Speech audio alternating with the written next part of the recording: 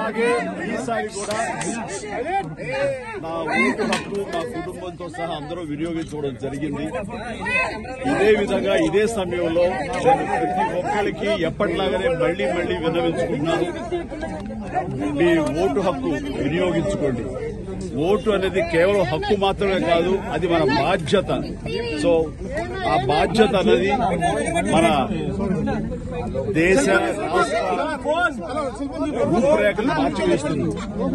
కాబట్టి సరైన నాయకులు వీళ్ళు మనకు న్యాయం చేస్తారు, మనకి సుపరిపాలన అందిస్తారు అన్న నమ్మకం ఉన్నటువంటి నాయకులకి మీ మద్దతు ఓటు ద్వారా తెలపండి.